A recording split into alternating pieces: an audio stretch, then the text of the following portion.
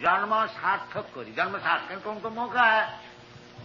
हाँ, भारत भूमि में घर घर में गीता है, भागवत है, बाकी कोई पढ़ता नहीं, कोई जानता नहीं, कोई सुनता, इतना गधा हो गया। इसलिए चैतन्य महाप्रभु विशेष करके कहते हैं कि भारत भूमि ते मनुष्य जन्म ही लगा, जन्म सार्थक करी।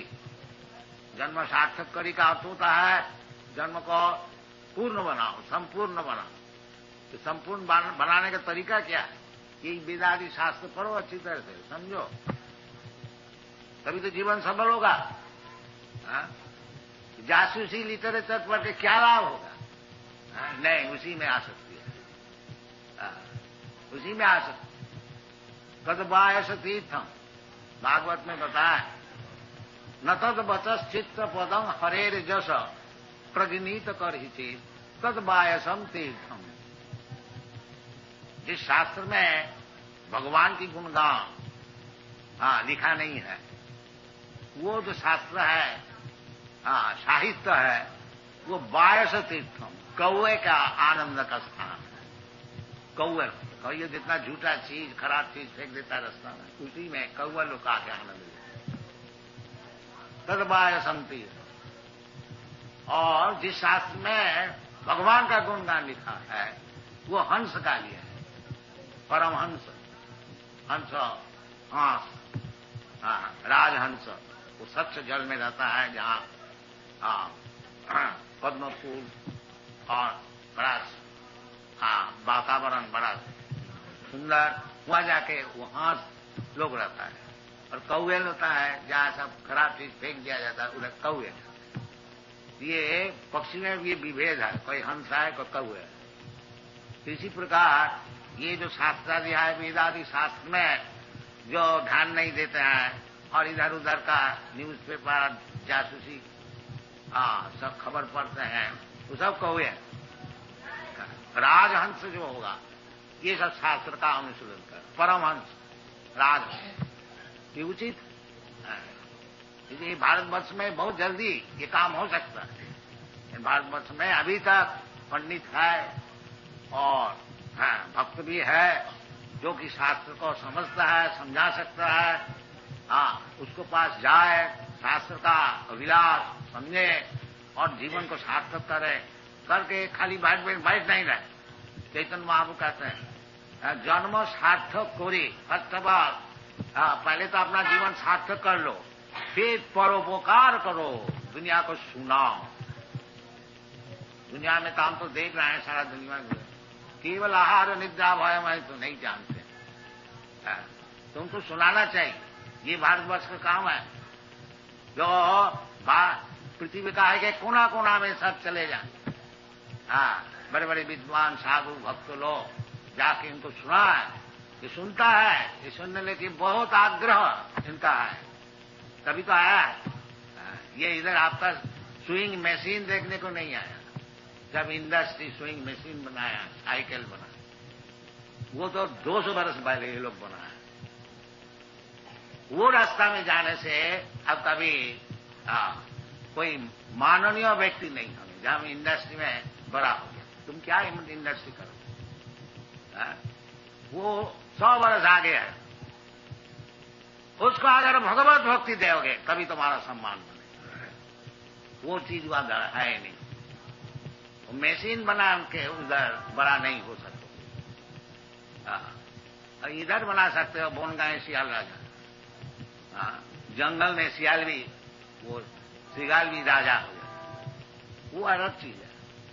यदि भारतवर्ष का सम्मान चाहते हैं तो ये चैतन्य महाप्रभु का जो मिशनरी है, जो भारत भूमिते मनुष्य जन्म हईल जा, जन्म सार्थक करी करो परोपकार, ये भारत का मिशन होना चाहिए। उधर से नकल करके और इसका बाद बिल्डिंग बना करके, इसमें आप उससे बड़ा नहीं हो सके, वो और आगे बहुत। इसीलिए ये कृष्ण कॉन्शसनेस मूवमेंट है, जब असल में भारत जो असली कृष्टीय है, सभ्यता है, भगवत भक्ति और भगवत गीता मौजूद है, कोई मुश्किल नहीं है। भगवद गीता में सब बात अच्छी तरह से लिख दिया गया है। उनको अच्छी तरह से समझाओ, खुद भी समझो, अपना जीवन का सार्थक करो और परोपकार। सिंपल, कोई मुश्किल नहीं है। और चैतन्य महाप्रभु बताया है कि आप लोग सब गुरु बन जाइए।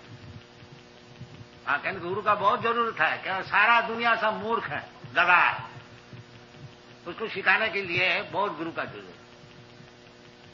भाई वो गुरु नहीं है जो अनसन बात बता करके उधर के मांस खाने के लिए सीख के आया और इधर सन्यासी बने, वो गुरु नहीं।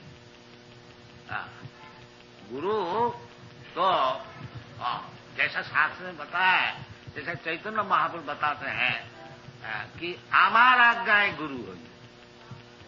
मैं जो बता रहा हूं उस आज्ञा को पालन करके गुरु हो। ऐसा भूमि फोर गुरु में आज्ञा पालनकारी गुरु, जो कि सुपीरियर अथॉरिटी का ऑर्डर मानते हैं, वो गुरु है। और अपना कुछ मैन्युफैक्चर करके गुरु नहीं हो सकता, वो गुरु नहीं। समित्तानि श्रोत्रियम ब्रह्मनिष्ठम शाब्दे परेश निष्णातम ब्रह्मणि उपसमाश्रयम, ये गुरु का लक्षण है। तद्विधि प्रणिपातेन परिप्रश्नेन सेवया उपदक्षन्ति तद ज्ञानम, ज्ञानी न तत्वदर्शी। जो तत्वदर्शी है वो गुरु है, जो तत्व को देखा है, भूमि फोर में। तो चैतन्य महाप्रभु कहते हैं, तो स्वयं भगवान और कृष्ण भी बोलते हैं वही एक ही बात। जयदम परमम गुह्यम मद भक्तेषु विदास न च तस्मात् मनुष्येषु कश्चित् में प्रिय कृष्ण। तो पूर्व आचार्य का, ये भगवान का जो बातें हैं उसको यदि प्रचार करे तभी वो गुरु है, नहीं तो ऐसे गुरु नहीं हो सकता। तो चैतन्य महाप्रभु कहते हैं इसीलिए जो हमारा आज्ञा गुरु है या तारो यही, हमारी आज्ञा से मैं जो बोल रहा हूं, कृष्ण चैतन्य महाप्रभु क्या बोल रहे हैं, वही जो भगवान बोल रहे हैं। कि भगवान कृष्ण बोलते हैं माम एकं शरणं व्रज, और चैतन्य महाप्रभु कह रहे हैं कि कृष्ण का भजन करो, हरे कृष्ण का नाम जाप करो, ये कृष्ण का भजन, कोई फर्क नहीं। और चैतन्य चरितामृत और खास करके बताते हैं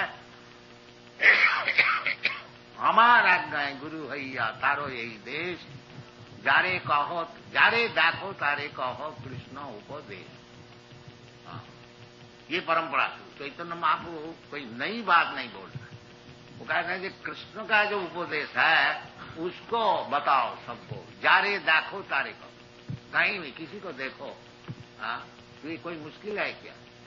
यदि प्रत्येक व्यक्ति ये कहने को शुरू करे तो देखो जी, भगवद गीता में भगवान चाहते हैं कि सब कोई उनका चरण में शरणागत हो जाए, इसलिए आपको मैं बोल रहा हूं आप भी हो जाइए, बस आप गुरु हो गए। कोई मुश्किल है? कृष्णोपदेश, जो कृष्ण बोल रहा है उसी को बोलिए, आपको कोई मैन्युफैक्चर करने नहीं पड़ेगा। जो कृष्ण बोल रहा है, जारे देखो तारे कहो कृष्ण, तो सबको लिए उचित है। जैसा चैतन्य महाप्रभु बताते हैं, जैसा कृष्ण बताते हैं, इसी प्रकार कृष्ण कॉन्शसनेस मूवमेंट को खूब दुनिया में प्रचार करना चाहिए। और नहीं तो जो कुछ हम लोग कर रहे हैं वो केवल परिश्रम है, उसमें कुछ लाभ। तो धर्मस्यानुष्ठित पुंसांग विश्वास से न कर, रुचि अपना रुचि बढ़ाइए और दूसरे को रुचि संपन्न कराइए। ये शास्त्र का निर्देश है। तो सबको मिल करके सबको समझा है कि भाई कृष्णास्तु भगवान स्वयं, कृष्ण जो असल भगवान है वो कृष्ण है, कृष्णास्तु भगवान स्वयं, वो चाहते हैं जो उनका चरण में आप लोग सब शरणागत हो जाइए। और मैं भी उनका वृत्त और उनका जो संवाद है उसको वहन करके पियन का ऐसे आपको बस आ करके दंते निधाय तिनकं ये बड़े बड़े साधु लोग यही कहते हैं, दंते निधाय तिनकं पदयो निपत्य। हाँ, हम अपना मुंह में तीनों ग्रहण करके बहुत नम्रता से और बहुत खुशामदी करके आपको चरण में एक निवेदन कर रहा हूँ। ये प्रचार जो विषय है, तो जो भद्र व्यक्ति होगा वो सुनेगा, अच्छा भाई बोलो, तुम इतना दीनता से नम्रता से कुछ चीज बोलने को चाहते हो, तो बोलो क्या बोलने को चाहते हो। तो बोलना है कि हे साधव, आप तो बहुत साधु है, आप बहुत जानने वाला है, सुनने वाला है, ये हमारा निवेदन है। सकलों में वह विहाय दूरा, जो कुछ आप सीखे हुआ है उसको फेंक दीजिए, उसको दूर में फेंक दीजिए। सकलों में वह विहाय दूरा, फिर हमको क्या करना है, चैतन्य चंद्र चरणे कृतानुराग।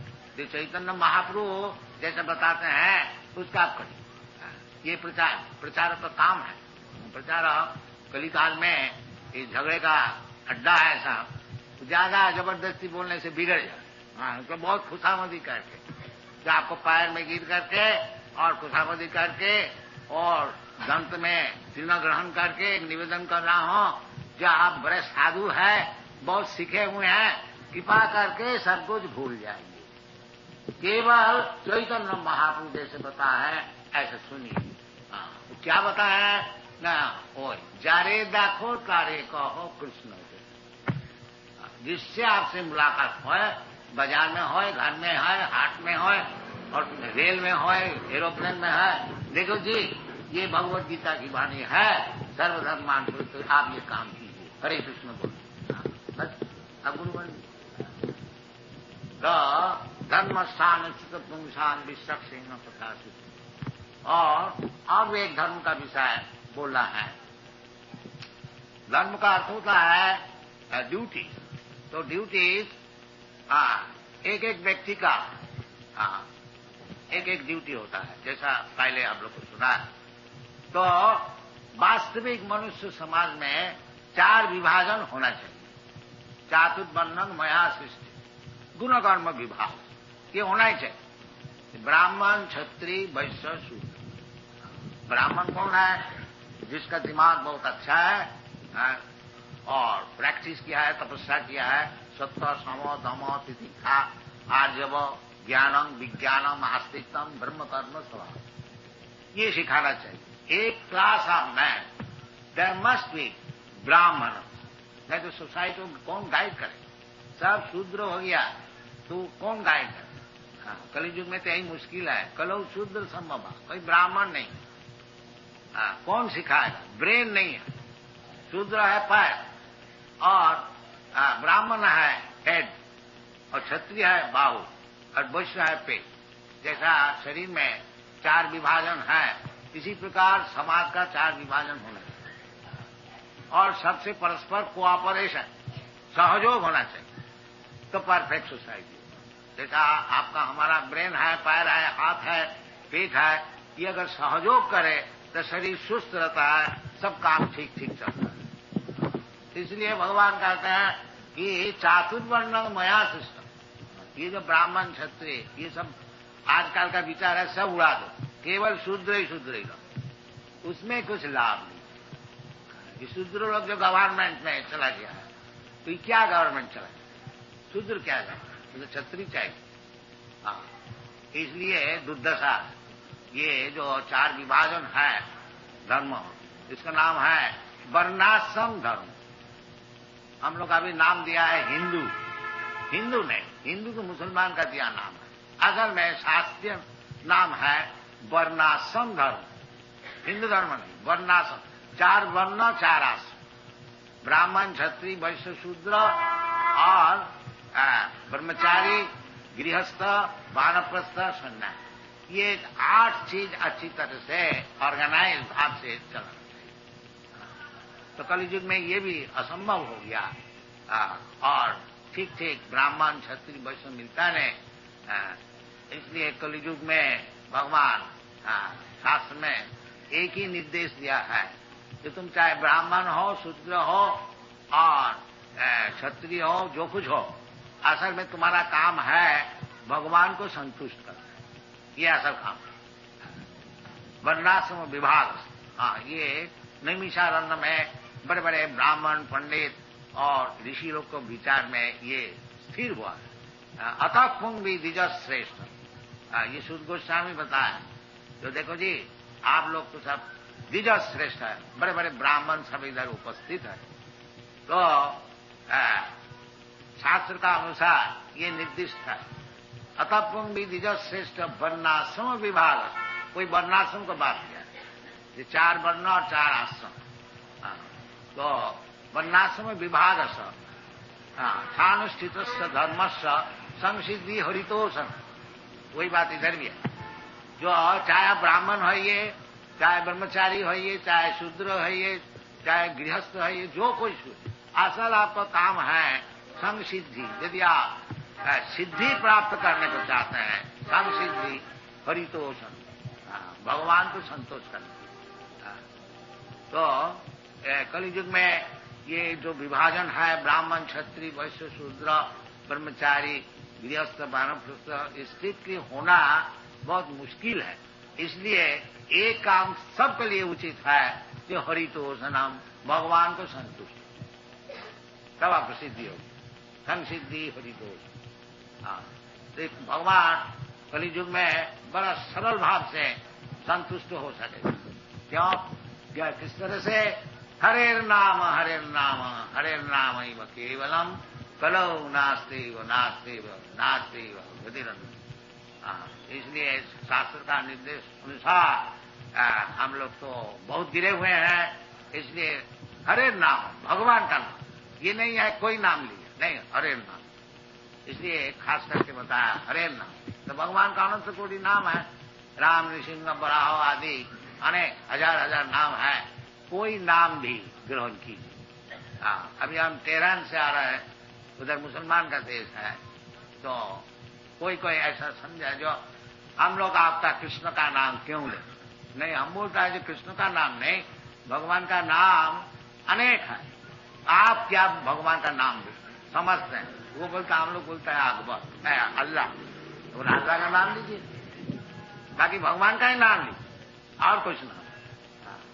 नाम नामकारी बहुला निज सत्व शक्ति।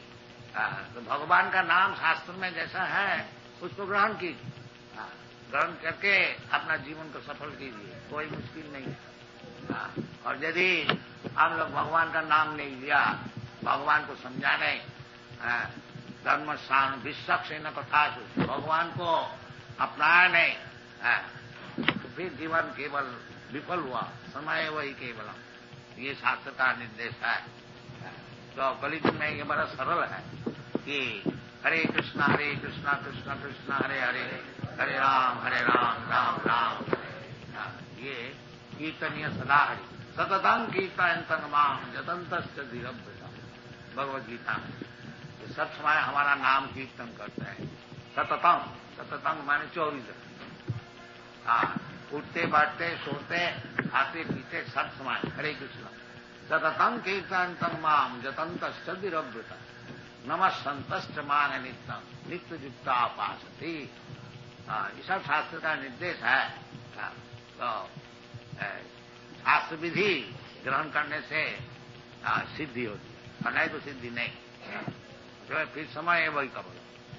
यदि शास्त्र विधि को हम लोग छोड़ देते हैं, न सिद्धि स्वभावनति, जो शास्त्र विधि मुत्सिद्ध वर्तते काम का, न सिद्धि स्वभावनति, उसको कभी सिद्धि लाभ नहीं, न सुखंग न परांगति, और सुख तो होता है नहीं है, परागति का बात ही छोड़िए। तो शास्त्र में बताया है, निर्देश दिया है, चैतन्य महाप्रभु ने प्रचार किया है कि हरे नाम केवलम, बड़ा सरल उपाय है। ये आप लोग से निवेदन है कि इसको ग्रहण कीजिए और उसको जपा कीजिए, जीवन आपको सफल हो। Thank you very much.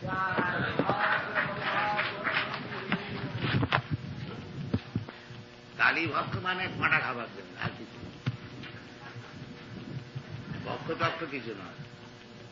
রণং দেহি রূপং দেহি রূপবতী ভাজ্যাং দেহি যশো দেহি, এইসব দেহি, আর আমি খুব মজা করি।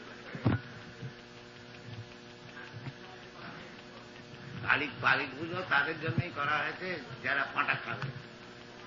এমনি বৃথা মাংস, কষাইখানার মাংস খেয়ে খেয়ে একবারে নরকে যাবে, সেই জন্য কালী পুজোর ব্যবস্থা করা হয়েছে যে মাসে একবার হয় অমাবস্যা, অমাবস্যাতে কালী পুজো করলে আর যাই হোক মায়ের প্রসাদ খাও, তো মাসে একবারই পাঁটা খাবার সুবিধা।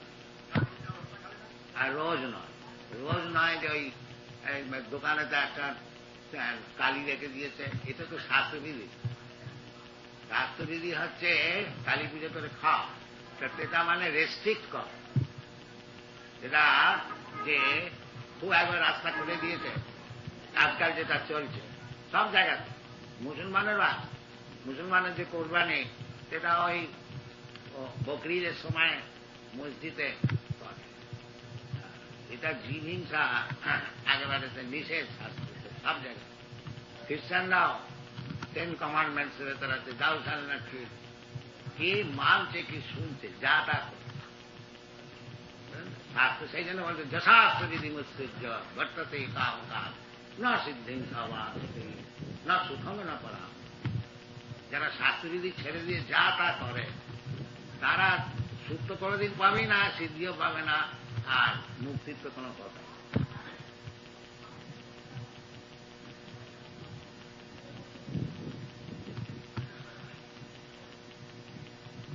শাস্ত্রেতে লোকে বলছে, শাস্ত্রেতে বলেছে লোকে ভবয়া আমিষ মধ্যসী বা নিত্যাস্ত জন্তু। জন্তু মাত্রই 3টে জিনিসে খুব আকর্ষণ আছে। কি না ববয়া স্ত্রী সংসর্গ করা, আর আমিষ মানে মাংস মৎস্যাদি ভোজন করে আমিষ। ববয়া আমিষ। আর মদ্য সেবা, লিকার, ড্রিঙ্কিং লিকার, এটা একটা সাধারণ আকর্ষণ আছে। এটা আবার শাস্ত্রতে নির্দেশ করছে কেন না, নির্দেশ এই জন্য করছে আকর্ষণটাকে ক্রমশ কমিয়ে ওটাকে নীল করে দেবে। এই জন্য শাস্ত্রতে বিবাহ করতে বলছে যে স্ত্রী পুরুষের সঙ্গ তো আছে, বিবাহ করার না করা আছে। ওটা বিবাহ করতে বলছে কেন না, ওটাকে রেস্ট্রিক্ট করছে যে একটা স্ত্রী একটা পুরুষের মধ্যে থাক, তাহলে ব্যভিচার হলে তো আর কিছু থাকবে, সব নষ্ট হয়ে যাবে। ওটাকে রেস্ট্রেন করছে। পাঁটা তো এমনি বাজারে কিনতেই পাওয়া যায়, আবার কালী পুজো করে বলবার কি, ওই রেস্ট্রিক্ট করছে যে অমাবস্যার দিনে কালী পুজো হবে, তার মানে রেস্ট্রিক্ট হয়ে গেল মাসে একবার। ওই ইচ্ছে করল বাজারেতে কসাইখানার মাংস কিনে নিয়ে এলো, মহাপাপ। ওই রেস্ট্রিক্ট করতে করতে করতে করতে কোনোদিন ওটা শূন্য হয়ে যায়। আসল উদ্দেশ্যটা যে এসব ছাড়তে হবে, কিন্তু তো ছাড়বে না, ওই আস্তে আস্তে ছাড়বে। এই জন্যে শাস্ত্রতে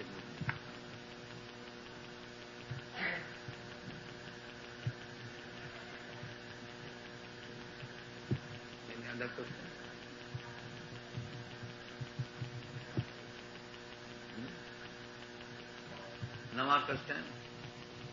All right. Thank you.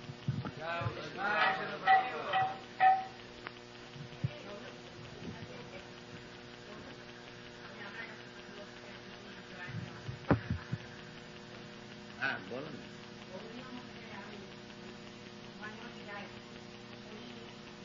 Gauri মঠের কথা এখানে আমরা কি করবো?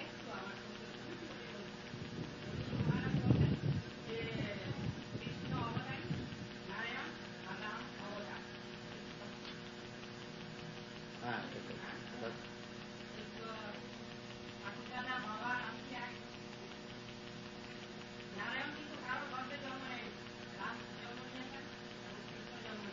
তো ওই আপনার ওই সব বুদ্ধি দিয়ে ভগবানের কথা বলে যান। শোনো, এই ভগবান কৃষ্ণ এই জন্য জন্ম কর্মে বিদ্বম। আপনি যে জন্মটন্ম বুঝে রেখেছেন, বাবা মা জন্ম, ও জন্ম নয়। এই জন্য বলতে জন্ম কর্মঞ্চ বিদ্বম যে জানা। শোনো, ভগবানের জন্মটা ওইরকম না।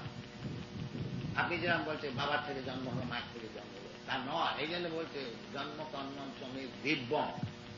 দিব্যম বলবার কার উদ্দেশ্য, ওটা লৌকিক নয়। আপনি তো লৌকিক কথা বলছেন। হ্যাঁ, ওই তো বাবা মার জন্ম, পিসিমার জন্ম, মায়ের জন্ম, এইসব হচ্ছে লৌকিক। হ্যাঁ, তো সেইটা সেই জন্য বলছে যেটাকে জানতে হবে ভালো করে।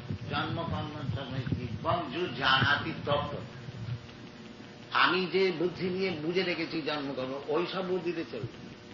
দিব্যম এবং তত্ত্ব তো জানতে হবে। এবং ভগবান নিজে বলছে যে মনুষ্যানাম সহস্রেষু কশ্চিৎ যততি সিদ্ধায় যততামপি সিদ্ধ্যানাম কশ্চিৎ বেত্তি মাম তত্ত্ব। তত্ত্ব তো বুঝতে হবে, আর সেই তত্ত্ব তো বোঝাটা সাধারণ না। বলছে লক্ষ লক্ষ লোকের মধ্যে কেউ সিদ্ধি লাভ করে, আর যততামপি সিদ্ধানাম, এই সিদ্ধি লাভ যারা করে তাদের মধ্যে কেউ জানে তত্ত্ব। আপনি বুঝে রেখেছেন যে মায়ের পেট থেকে যেমন ছেলে কৃষ্ণ জন্মেছে রাম, ওইরাম নয়, সেটা বুঝতে হবে, এটা তাত্ত্বিক বুঝতে হবে। এবং সে তাত্ত্বিক বুঝবার রাস্তাটা ভগবান বলে দিয়েছেন, ভক্তা মাম অভিজানাতি যাবান যাচ্ছামি তত্ত্ব। ওই তত্ত্ব ভগবানকে তত্ত্ব তো বুঝতে হবে, যা আমরা বুঝে রেখেছি ওইরাম বুঝে হবে। এবং তত্ত্ব বুঝবার জন্য যে তত্ত্বদর্শী না, ভগবান বলেছেন তদ্বিদ্ধি প্রণিপাতে না পরিপ্রশ্নে ন সেবয়া উপদক্ষন্তি তদ জ্ঞানম জ্ঞানী ন তত্ত্বদর্শী। এই তত্ত্ব কথাটা আগে বুঝতে হবে, ওইরকম নিজের মন গড়া বুঝতে হবে এবং সেটা জানতে হবে। তদ্বিদ্ধি, সেটা জানো কি করে? প্রণিপাতে না, আগে নিজের যে বুদ্ধি আছে সেটাকে প্রণিপাত করতে হবে, প্রকৃষ্ট রূপে করে দিতে হবে। এটা হচ্ছে আসল কন্ডিশন।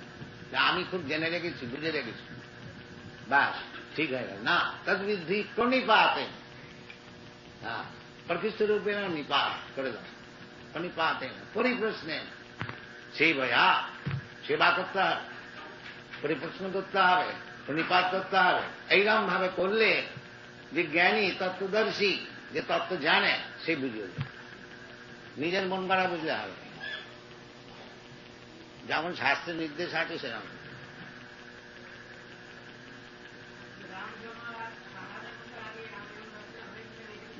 ওই জন্য বলছি যে তত্ত্বদর্শীর কাছে যেতে হবে, ওইরকম ভাবে বুঝলে হবে, ওইরকম বুঝলে হবে।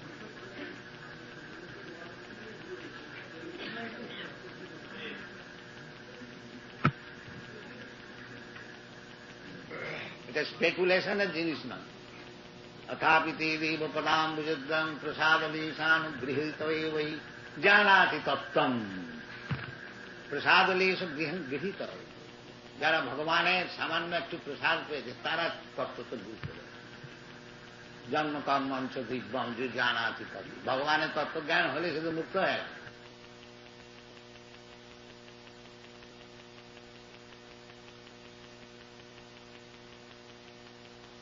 एकदासो वन में जाता, वो अजामिल का उपाख्यान अभी हम लोग वर्णन कर रहे हैं। तो अजामिल का विषय, पहले ब्राह्मण बालक, सब ब्राह्मण का गुण उसमें था। वो ब्राह्मण का गुण जो है उसको बताया गया है, अयं ही सुत संपन्न। ये व्यक्ति जब बालक था, ये जो युवक था, उनको शादी हो गया था, तो सुत संपन्न, सुत का अर्थ होता है वेद का ज्ञान। वेद का नाम है श्रुति, और जो वेद का ज्ञान सुन के लाभ किया है उसको कहा जाता है श्रोत्रियम और श्रुत। जो वेद का ज्ञान सुना है गुरु से, ये सुनने का चीज है। पहले सुने, ये जो हम लोग सत्संग चला रहे हैं, इसका उद्देश्य है कि वेद का जो ज्ञान है उसको आप लोग आ करके सुने, सुनते सुनते ज्ञान लाभ होगा। पढ़ने का भी जरूरत नहीं है। कोई अगर पढ़ने को लिखने को नहीं जानता है तो उसको ज्ञान कैसा होगा? सुन के होगा। भगवान कान दिया है। असल में पहले वेद का ज्ञान सब कोई गुरु से सुन करके ही सीखता था। लिखित पुस्तक नहीं था। लिखित पुस्तक, ये कलियुग का प्रारंभ में व्यासदेव देखा कि कलियुग में स्मरण शक्ति कम हो जाएगा, इसीलिए केवल सुन करके उसका ज्ञान लाभ नहीं होगा। वो किताब पढ़ना चाहिए, रखना चाहिए। इसलिए हम लोग इतनी किताबें सब छप रहा हूं कि केवल इधर कभी कभी आप लोग आए, सुन करके चले गए। केवल इधर कभी कभी आप लोग आए, सुन करके चले गए, उसमें काम नहीं बनेगा। किताब पढ़िए सर। किताब पढ़ने से वेद का ज्ञान लाभ होगा। इसलिए ये जो ब्राह्मण बालक अजामिल, आज इनकी इतनी दुर्दशा हुई है, उसका कारण ये यमराज का जो दूत है बता रहे हैं कि ये व्यक्ति पहले जैसा ब्राह्मण का गुण होना चाहिए वो सब इनका था। क्या है न, सुत संपन्न,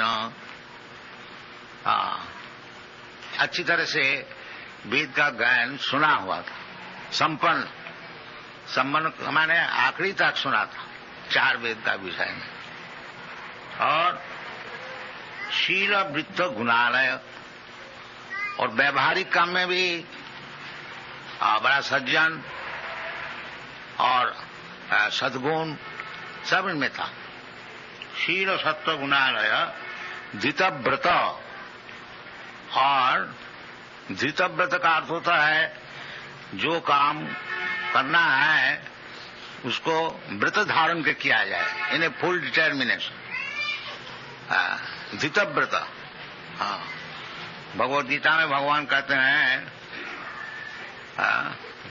महात्मानुस्तपांग प्रार्थ दैवी प्रीति मास्थित भजंती दृढ़व्रत। देवाड़ इज, ये शब्द का बताया है दृढ़व्रत और दृढ़व्रत। दृढ़ मीन निश्चित, सवेरे 4 बजे उठना है निश्चित, उसमें कोई फर्क नहीं पड़ेगा। कोई 4 बजे उठा और कोई नहीं उठा, नहीं, रोजाना अवश्य उठना चाहिए 4 बजे। उसका नाम है धृतव्रत और दृढ़व्रत। ये नहीं जो ऑकेजनली कभी कभी हम उठ जाते 4 बजे, नहीं, रोजाना उठना चाहिए। ये ब्राह्मण का काम है। धृतव्रत मृदु, बड़ा शांत स्वभाव, दांत, यानी अपना इंद्रिय को दमन करके रखना, ये ब्राह्मण का काम है। सम धम, मन को स्थिर रखना, इंद्रियों को स्थिर रखना, सम दम तितिक्षा, ये सब सीखना चाहिए। तो इसीलिए बताया था मृदु दांत सत्ववान। सत्ववान का अर्थ होता है कभी झूठ नहीं बोलता। सत्ववान मंत्रविद, और वेद का मंत्र साहब कंठस्थ और शुचि, बड़ा शुचि संपन्न, neat and clean, thrice taking bath, 3 दफे स्नान करते हैं, कपड़ा और शरीर खूब शुद्ध रखते हैं। और गुरु, अग्नि, अतिथि, विद्याना, ये 3 वस्तु को सत्कार करना। गुरु को देख करके ही नमस्कार करना चाहिए, दंडवत। और अग्नि, इन्हें रोजाना यज्ञ करना चाहिए। और अतिथि, कोई व्यक्ति अचानक घर में आ जाए उनकी सेवा करनी चाहिए। और वृद्धानाम, और विशेष करके वृद्ध व्यक्ति को खूब अच्छी तरह से सम्मान करना, उसको संतुष्ट करना, ये सब गुण है। और शुश्रूषु अनहंकृत, ये ब्राह्मण बालक ये सब करते थे, और अहंकार भी नहीं कि हम इतना करने वाला है। अनहंकृत, सर्वभूत सुहित, और सबके लिए सुहित, यानी उसको अच्छा सोचना, सबके लिए सबका मंगल हो। सर्वे सुखी न भवन्तु, ये सब मनुष्य का सद्गुण है। साधु, और साधु एक एक शब्द का अनेक बहुत बड़ा लंबा चौड़ा अर्थ है, संक्षेप में आपको बता रहा हूं। तो साधु, साधु का अर्थ होता है भगवत भक्त। भगवान जैसे बताया भगवत गीता में, साधु रेव समन्तव्य।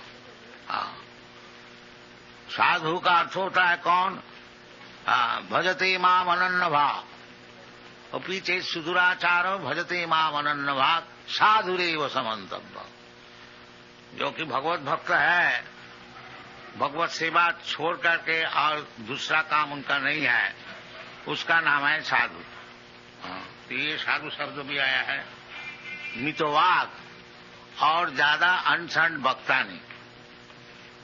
ये भक्त का उचित है कि केवल भगवान का ही नाम कीर्तन करें। अनशन बकने से खाली परमायु हानि होती है, उसमें कुछ लाभ नहीं है।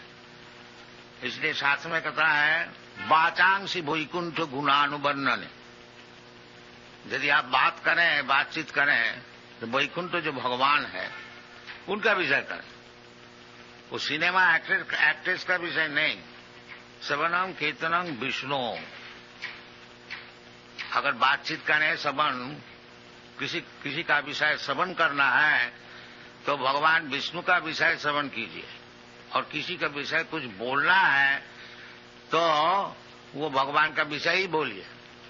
श्रवणम कीर्तनम विष्णु वाचांसी वैकुंठ गुणानुवर्णन सबई मन कृष्ण पदारविंद। इसका नाम है कृष्ण कॉन्शसनेस, कृष्ण भावनामृत। ये सब समय मन को भगवान का चरण में लगा के रखना। और भगवान खुद बताते हैं मन मना भव मद भक्त मत जाजी मांग नमस्कुरु। तो इसका नाम है जो कृष्ण कॉन्शसनेस। ये चार बात, सब समय भगवान का चिंतन करना। इसलिए हम लोग सबसे अनुरोध करते हैं कि हरे कृष्णा नाम जपा कीजिए तो मन भगवान में लगेगा। हरे कृष्णा कृष्णा नाम तो सुन रहा है ना, तो सुनने से मन जाएगा उधर। ये मेडिटेशन है। हरे कृष्णा कृष्ण कृष्ण हरे हरे, मन मना। और वो करेगा कौन? मद भक्त। मन मना भव मद भक्त। बिना भक्त हुए वो हरे कृष्ण क्यों जपेगा? तो मन मना भव मद भक्त मद जाजी, मुझको पूजा करो। इसलिए भगवान खुद आए हैं मंदिर में। खूब अच्छे से सजाओ, भगवान को फूल चढ़ाओ, भगवान को भोग लगाओ, प्रसाद खाओ। ये सब शास्त्र में विधान दिया है। मन मना भव मद भक्तो मद जाजी मांग नमस्कुरु। अगर कुछ नहीं कर सकते हो, एक दफे आकर के नमस्कार करके जाओ। बहुत सरल है, कोई मुश्किल नहीं है। बाकी हम लोग करने को नहीं चाहते। अब लोग कहते हैं चलो जी मंदिर में जाके क्या होगा, चलो रेस्टोरेंट में चलो, एक कप चाय पिया जाए, बीड़ी फूका जाए। ये सब दुर्दशा क्यों ना हो? तो शास्त्र में जो विधि है उसको हम लोग मानते नहीं, उसको उल्लंघन करते हैं, तो उसको कभी सुख मिल सकता है? नहीं। जशास्त्र विधि उत्सृज्य वर्तते काम का अर्थ न सुखम सहवानति। उसको कभी सुख नहीं मिलेगा। शास्त्र विधि को उल्लंघन करेंगे और हम सुखी रहेंगे, ये संभव नहीं है। तो ये बालक, ब्राह्मण बालक, ये युवक 20-25 बरस उम्र, ये सब चीज सीख लिया था। ब्राह्मण का घर में जन्म लेने का उपकार क्या है? दूसरे को सीखने पड़ता है, और ब्राह्मण का घर में जन्म होने से पिता माता का आचरण देख कर ये खुद ही सीख जाता। ये उपकार है। और ब्राह्मण का घर में जन्म हुआ और पिता माता का भी ब्राह्मण का आचार नहीं है, तो बालक कैसे सीखे? और उसको सिखाया भी नहीं जाता स्कूल कॉलेज में भी। तो ये पतन हो गया। तो पतन होने का बहुत कारण है। और एक कारण ये बता रहा है कि एकदा असौ, वो जो अजामिल ब्राह्मण कुमार एक दफे बनंग जात वन में गया था। ये एक दिन नहीं, ये ब्राह्मण का काम ही है जो वन में बगीचा में जा करके भगवान के लिए सब पुष्पादि संग्रह करे। भगवान बोलता है पत्रम पुष्पम फलम तोयम जोमी भक्त्या प्रजच्छति। भगवान को अर्चन करने के लिए कोई ज्यादा खर्च नहीं है, जो खर्च कर सके वो खर्च करे खूब अच्छी तरह से, और जिसका पास पैसा है नहीं, खर्च नहीं कर सकता है, उसके लिए भगवान राजी है। जो थोड़ा सा पत्र हमको दो, थोड़ा सा पुष्प हमको दो। भगवान नहीं बोलता है जो हमको ये सोना के थाली में लूची पूरी कचौड़ी लिया कर। भगवान खाने का बहुत है, उनको खाने के लिए कोई अभाव नहीं है। उनको कहते हैं चिंतामणि प्रकर सदमसु कल्प वृक्ष लक्षा वृतेषु सुरभिरभिपालयन्तम लक्ष्मी सहस्र शत संभ्रम से भगवान। भगवान की सेवा करने के लिए शत सहस्र हजारों लक्ष्मी गॉडेस ऑफ फॉर्चून सब सेवा करने के लिए तैयार। तो भगवान का कुछ अभाव नहीं है। भगवान ये बम्बई में जुहू में आके बैठ गए हैं, जो बेचारी खाने को है ही नहीं, इधर आपसे मांगने को आया, ये बात नहीं है। बात यह है कृपा करके आए हैं कि आप लोग मन मना भव मद भक्त मध्यादि मांग नमस्कुरु, ये सुविधाएं आपको देने के लिए आए हैं। और आप लोग चाहते हैं ये मंदिर किसी तरह से नहीं बने, भगवान इधर बैठ नहीं सके, ये आपकी प्रतिज्ञा है। भगवान बेचारी आए हैं आपको सुविधा देने के लिए, और आप लोग कृतनिश्चय है कि इधर मंदिर को होने को नहीं देंगे। जब कीर्तन होए पुलिस में एप्लीकेशन दो, और पुलिस साहब कहें कि कीर्तन इज न्यूसेंस, तो ये परिस्थिति है। इसका नाम है कलियुग। जो भगवान कहते हैं जदा जदा ही धर्म सग्लानि भवति भारत तदात्मानं सृजामि हम। ये धर्म की ग्लानि जब होए तब हम खुद आते हैं कि हमारा कोई परम भक्त को भेजते हैं उनको उद्धार करने के लिए, और वो बेचारी आए भी तो आप लोग उसको बैठने को नहीं देंगे। ये परिस्थिति है। तो ये बालक ब्राह्मण का सब गुण वो सब लाभ किया था, परंतु एक दिन एकदा सो बनंग जाता, वो वन में जाने के समय इसलिए वन में जाते हैं ना, पितृ संदेश के द्विज। पिताजी घर में बैठ के भगवान की अर्चना कर रहे हैं, और पिताजी आदेश दिया है बेटा ये सब फूल और घास और तृण ये सब ले आओ। ब्राह्मण है, उनका पास ज्यादा तो पैसा है नहीं, बाकी भगवान कहते हैं जो हमको पत्र पुष्प दो, पैसा है नहीं तो क्या हुआ, पत्र पुष्प तो कहीं भी मिल जाएगा। घर में भी मिल सकता है, घर का बाहर में भी मिल सकता है। ये कोई बात नहीं है जो लूची पूरी हलवा देने से ही भगवान संतुष्ट रहेंगे। नहीं, भगवान कहते हैं पत्रम पुष्पम फलम तोयम जूमी भक्त्या प्रदत्त तद हम अस्नामि, मैं उसको ग्रहण करता हूँ, खाता हूँ। और भगवान आपका हाथ में एक दफे खा लिया तो फिर आपको क्या अभाव होगी, तब तो आप सबसे बड़ा आदमी हो गया। ये सब उदाहरण है जो भगवान एक दफे जिसका हाथ से खा लिया था उसको कभी दारिद्रता नहीं रहेगा।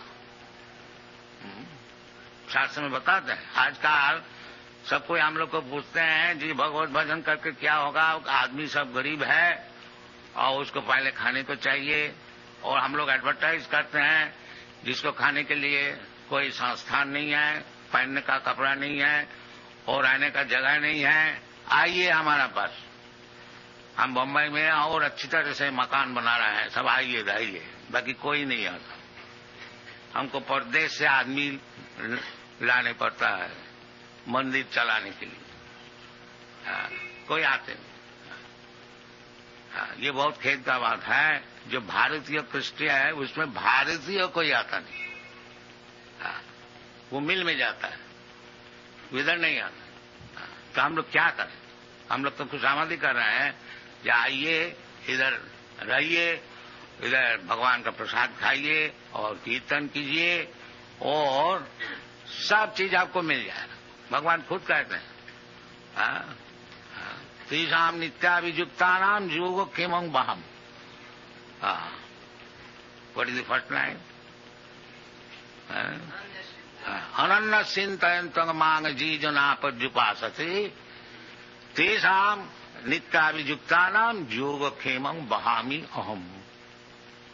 यदि आप अनन्य चिंतन केवल भगवान की चिंतन में नियुक्त रहे, अनन्य चिंतन तो अनन्य चिंतन जैसा ही कृष्ण कॉन्शियसनेस मूवमेंट जो हम लोग सिखाते हैं, तो अनन्य चिंतन सब समय 24 आवर्स 24 घंटा केवल भगवान का चिंतन और कोई चिंतन नहीं। जो कुछ काम किया जाए सब भगवान के लिए। इधर होता है एक्चुअली, आप लोग सब देखिए, हम लोग ऐसे नहीं है बैठ के रहते हैं सोते हैं, नहीं, हम लोग मंदिर मार्जन करते हैं, भगवान को सजाते हैं, भगवान को भोग लगाते हैं और भोग लगाने के लिए अच्छी तरह से रसोई करते हैं और रसोई के लिए चीज हम मांग के ले आते हैं और भगवान के लिए किताब लिखते हैं और किताब भी फिर छपाते हैं, प्रेस में जाते हैं, फिर इस तरह से अच्छी तरह से किताब छपा दिया, देखता है, फिर उसको बेचने के लिए कोशिश करते हैं। इसीलिए 24 घंटा हम लोग का एंगेजमेंट है, 24 आवर्स, एक मिनट भी समय नहीं है। इसका नाम है अनन्य चिंतन और कुछ चिंता नहीं है, केवल भगवान का विषय।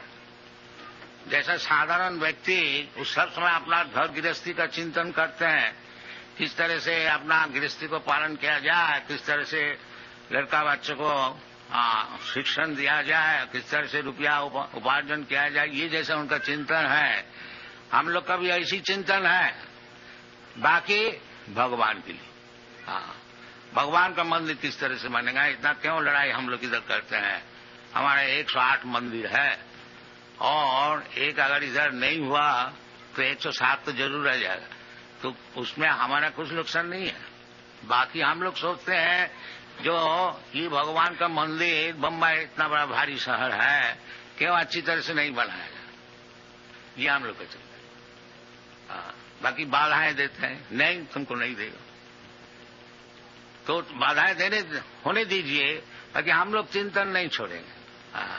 हमारा चिंतन चले, ये हमारा काम है। उसमें सफल होए और नहीं सफल होए वो चिंतन है नहीं। सफल होगा, भगवान की इच्छा होगा तो तुम इच्छा होगी तो सफल होगा, और नहीं होगा तो हमारे क्या, भगवान का काम भगवान को करने को नहीं दिया, तो उसमें हमारा कोई नुकसान नहीं है। तो ये इसका नाम है मन मना मम भक्त। ये इतना प्रयास कौन करेगा अगर भक्त नहीं हुआ? वो लोग छोड़ देगा, मतलब क्यों इतना झंझट में जाए। चलो जी, इतना टाइम तो कुछ शेयर मार्केट में स्पेकुलेशन करने से कुछ रुपया पैदा हो जाए, तो ये भक्त ही कर सकता है। मन मना भव मत भक्त, इसलिए भगवान कहते हैं भगवत भक्त, क्योंकि उसका चिंतन सब समय रहेगा और वही सबसे बड़ा योगी है जो भगवान का चिंतन किसी तरह से जेन तेन प्रकार, ये चैतन्य महापुरुष का फिलोसॉफी है, किसी तरह से जेन तेन प्रकार न मन कृष्ण निवेश है, किसी तरह से मन जो है उसको भगवान का चरण में लगाएगी। ये कृष्ण कॉन्शियसनेस फिलोसॉफी। तो हर किसी का काम इधर है, कोई काम आप लीजिए उसमें कृष्ण सेंटर, इसलिए वो मन मना भवमत भक्त, वो भक्त हो गया और मन सब समय भगवान का चरण में उसको लगा रहा। तो उसके लिए भगवान खुद कहते हैं जो इस प्रकार जो व्यक्ति है सब समय हमारा चिंतन करते हैं, उसको कोई अभाव नहीं रहेगा। उसका अभाव का विषय है मैं खुद देखूंगा। तेषाम नित्याभियुक्तानाम योगो क्षेमं वहामि अहम। Whatever necessities they have got, Krishna will bring personally. Here, you take it.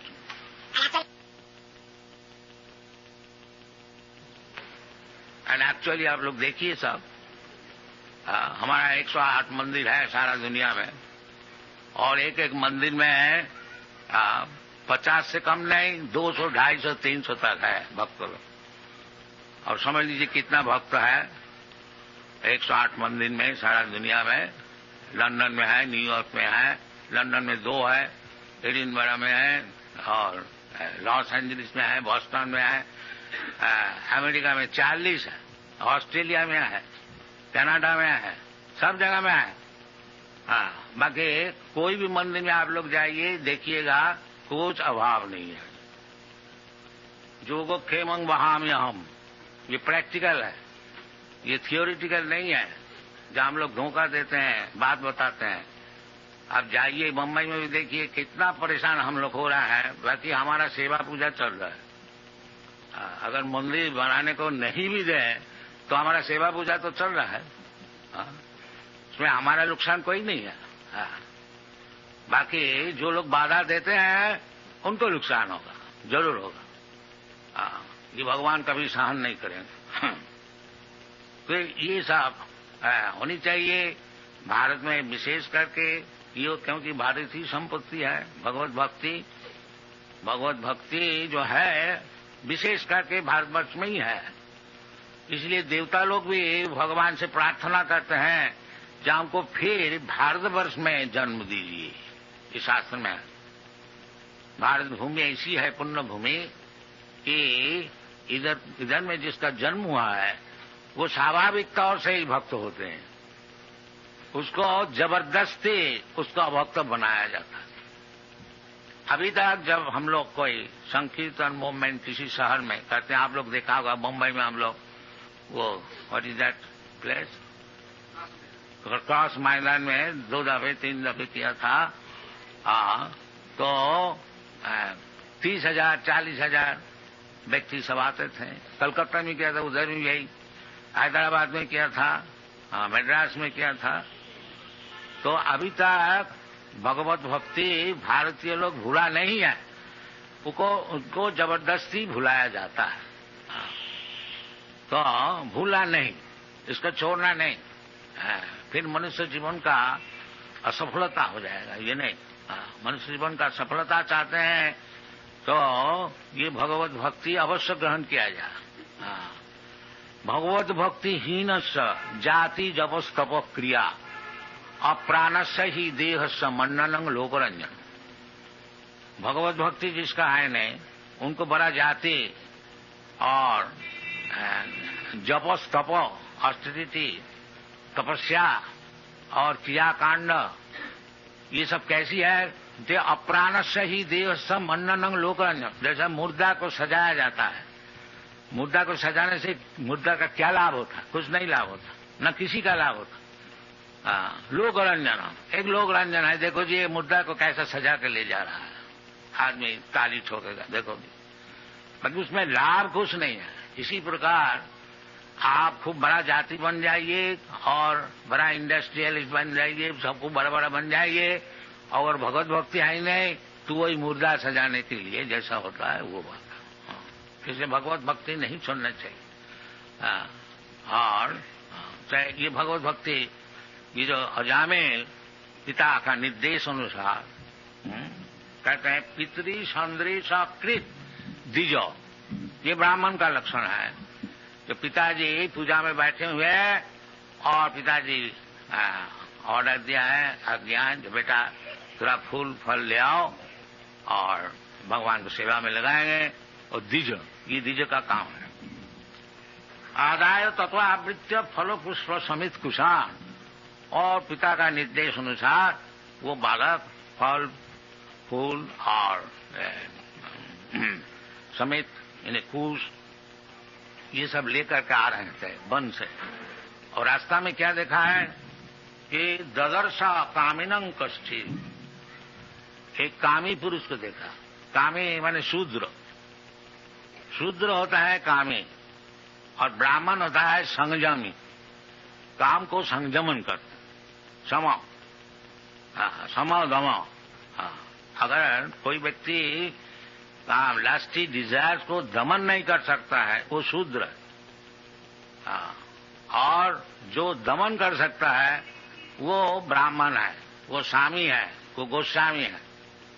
स्वामी का अर्थ होता है मालिक, गोस्वामी का अर्थ होता है जो इंद्रिय का मालिक। साधारणतः इंद्रिय का दास होता है। जीवा है एक इंद्रिय, वो बोला जी एक बीड़ी हमको दीजिए, जीवा सूख गया है तो इसी वक्त बीड़ी देनी चाहिए। तो इसका माने मैं जो है जीवा का दास है। जीवा बीड़ी मांग रहे हैं, सिगरेट मांग रहे हैं, हम भी उसको दे रहे हैं। इसके माने हम तो समझते हैं मालिक है इंडिपेंडेंट, बाकी हम जीवा का दास है। और जब अब जीवा का दास नहीं होंगे, जीवा बोलता है हमको बीड़ी दीजिए, आप जब बोलेंगे नहीं बीड़ी नहीं, तब अब जीवा का दास नहीं, गो का दास नहीं है, गो का स्वामी है, गोस्वामी, उसका नाम है गोस्वामी। जीवा एक इंद्र है, इंद्र का नाम होता है गो, और जब गो का दास हो जाते हैं तो गो दास, और जब गो का स्वामी हो जाते हैं तो गोस्वामी, इसका नाम। गोस्वामी ये नहीं है तो नाम में तो गोस्वामी है और है बीड़ी का दास, ऐसे काम नहीं चलेगा। हाँ, गोस्वामी का अर्थ होता है जो गो का स्वामी है। स्वामी जो टाइटल दिया जाता है सन्यासी को, इसका मतलब है जो सब इंद्रियों का स्वामी है, इंद्रिय का दास नहीं है। तो इसी प्रकार कहते हैं आदाय तथा फल पुष्प मित्रसंग ददर्श कामिना कुष्ठित, कामिना लस्टी मैन, दैट मीन्स शूद्र। एक शूद्र को देखा, कामिनम क्वचित शूद्रम, शूद्र बता दिया, सह क्वचित शूद्रम सह उजिष्या प्रीत्या च मधुमौरेयम मदा घूर्णित नेत्र। देखा जो एक औरत शूद्रा ने दोनों ही शराब पिया था, मद घूर्णिता, मद का अर्थ होता है शराब, और उसमें ब्रेन पजल हुआ गया था, मद घूर्णिता। पित्याच मधुमौरेयं मदा घूर्णित नेत्र, आग भी घूम रहा था, इन्हें बहुत अच्छी तरह से पिया हुआ था शराब। आजकल तो इसमें इनकरेजमेंट दिया जाता है, जाइए इधर शराब का दुकान है, बाकी ये सब शूद्र का काम है। हाँ, ये ब्राह्मण का काम नहीं है, ये शूद्र का काम है। मत्तया श्रित विश्रित निव्या, और वो कपड़े भी सब ढीला हो गया था। हाँ, विश्रित निव्या व्यपीत निरपत्रम, और दोनों मिलकर के वो आलिंगन चुंबन आदि सब कर रहे थे पब्लिक रोड में, निरपत्र, कोई लज्जा नहीं, बिल्कुल लज्जा नहीं, निरपत्र। किरंतम अनुगायंतम, ऐसे सब काम कर रहे थे, और वो सिनेमा का गान भी गाते थे। उस समय सिनेमा शायद नहीं था, तो अनुगायंतम ऐसी कुछ lust invoking songs they were singing, hasantam and laughing and smiling and अनांतिके, बस कोई बाधाएं नहीं। ये एक औरत और एक शूद्र और एक शूद्रानी को देखा। ये ब्राह्मण देखिए इतना क्वालिफाइड है, इतना क्वालिफाइड होते हुए भी सामने में जब देखता है तो उसका मन जरूर विचलित हो जाता है। वो तो बालक है, युवक है, और एक ब्राह्मण बालक एकोदा कभी ऐसा देख करके कितना उनका पतन हुआ था वो आगे मालूम होगा। और हम लोग रोजाना देखते हैं, अगर रास्ता में नहीं है, रास्ता में भी है, और उसको तस्वीर सिनेमा में भी दिखाया जाता है, तो किस तरह से युवक वो अपना ब्राह्मण धर्म में प्रतिश्रुत रहेगा, असंभव है। एक दफे देख करके अजामिल का कितना पतन हुआ था। वो फिर चोर बन गया, डाकू बन गया, ठग बन गया, और जो कुछ होने का था उसका सब हुआ था। और एक दफे देख करके, एक शूद्रानी को आलिंगित देख करके, और हम लोग रोज देख रहे हैं सिनेमा में, तो हमारा कितना पतन हुआ है और होने वाला है वो आप लोग थोड़ा समझ लीजिए। ये कलियुग है, इसलिए ये जो भारतीय कृष्टि वैदिक सभ्यता, इसको साधारण तौर से रक्षा करना बहुत ही मुश्किल है। इसलिए कलियुग जैसा बीमार है ऐसा दवाई भी है। ये शास्त्र में ऐसा बताया है, जो कलियुग जो है ये दोष का निधि है, समुद्र है दोष का। कितना दोष है ये भागवत में 12वें स्कंद में बताया गया। तो इसके लिए दवाई क्या है, दवाई भी बताया। वो क्या चीज है? कलौ दोष निधि राजन अस्ति जी को महान गुण।